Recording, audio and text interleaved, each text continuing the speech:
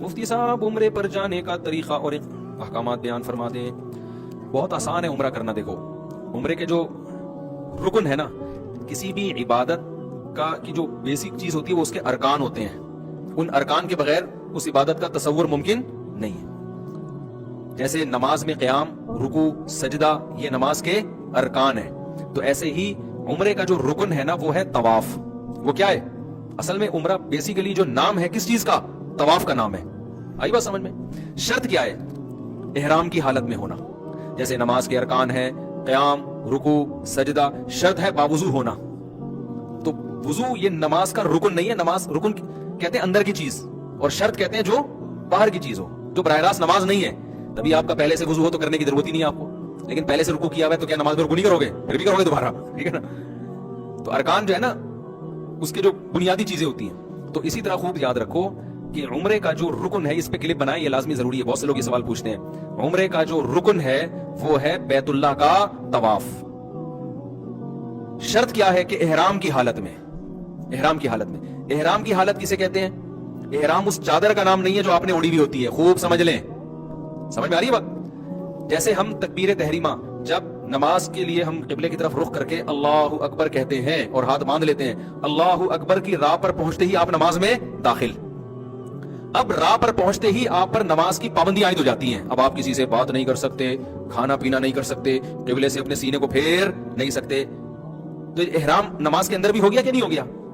یہ کس طرح سے ہوگا؟ اللہ اکبر کہنے سے. تو اسی طرح یاد رکھو عمرے میں جب احرام میں داخل ہوتے ہیں یا حج میں بھی، تو اس کا طریقہ یہ ہے کہ لبیک اللہم لبیک لا شریک لک لبیک ان الحمد والنعمت لک والملک لا شریک لک.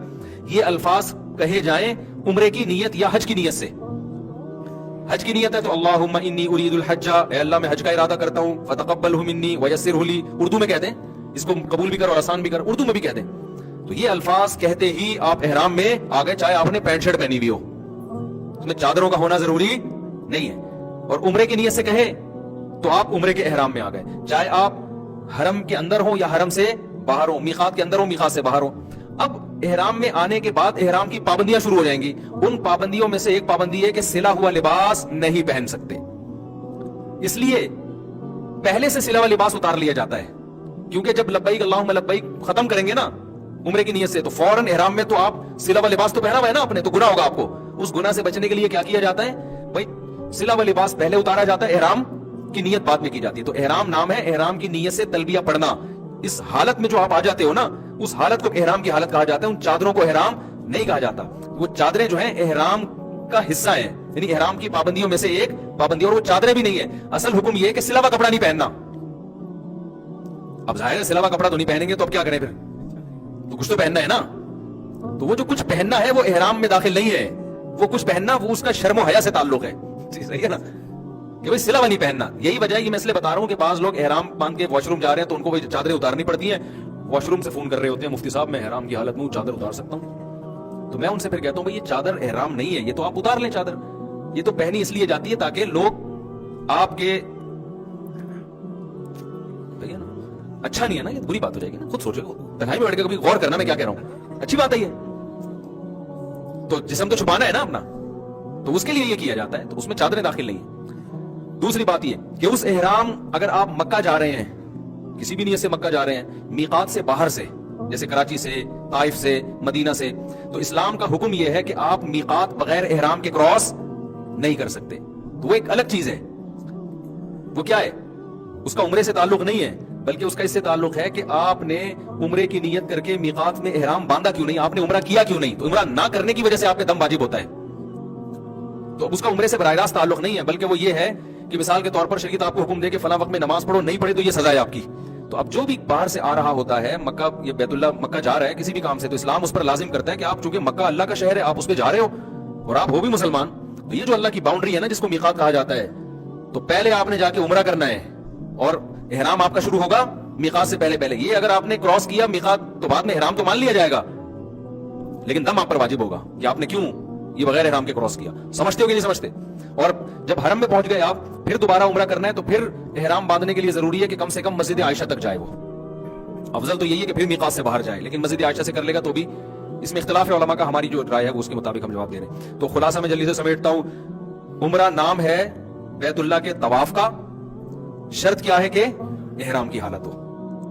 और सई जो है ना वो उम्रे का रुकन नहीं है, उम्रे के वाजिबात में से है।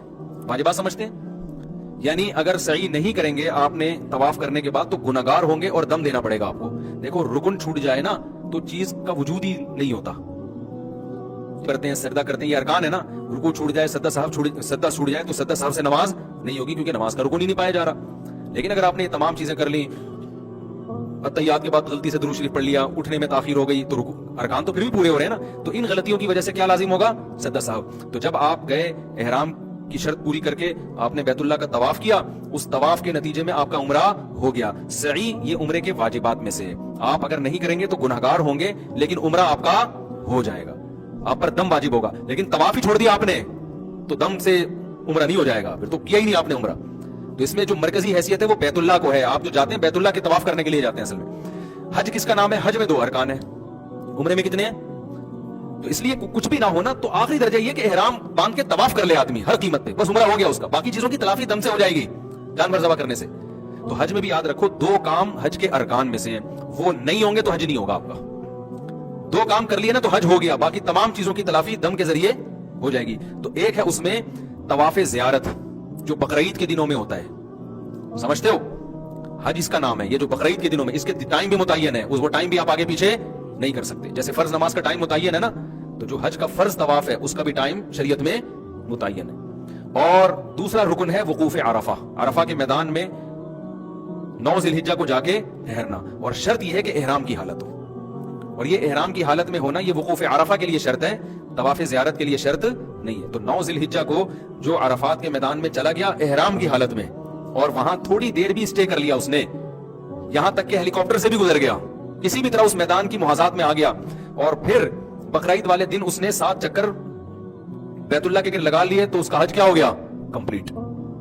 बाकी गुनाह होगा उसको कि वकूफ मिना क्यों नहीं है और सही क्यों नहीं है, तो इन गुनाह भी होगा। और उसकी तलाफी के लिए रमी क्यों नहीं की उसने, तो ये सारी चीजें की तलाफी किसके जरिए हो जाएगी? दम के जरिए। इसलिए खूब समझ लो कि अगर हज का आप एहराम बांध लो ना तो अब हर कीमत पे आपने वकूफ अरफा करना ही करना है। और जो लोग तवाफ ज़ियारत छोड़ के आ जाते हैं ना हज में, फ्लाइट निकल रही है, तो ये खूब समझ लें कि तवाफ ज़ियारत में एहराम की हालत तो जरूरी नहीं है, लेकिन जब तक तवाफ ज़ियारत कोई ना कर ले उस वक्त तक उसकी ज़ौजा उसके लिए हलाल नहीं होती, और औरत ने अगर किया है तो वो अपने शौहर के लिए हलाल नहीं होती। कितने लोग हैं तवाफ ज़ियारत छोड़ के आए हुए होते हैं, उनके बच्चे भी पैदा हो रहे हैं, तो ये गलत है।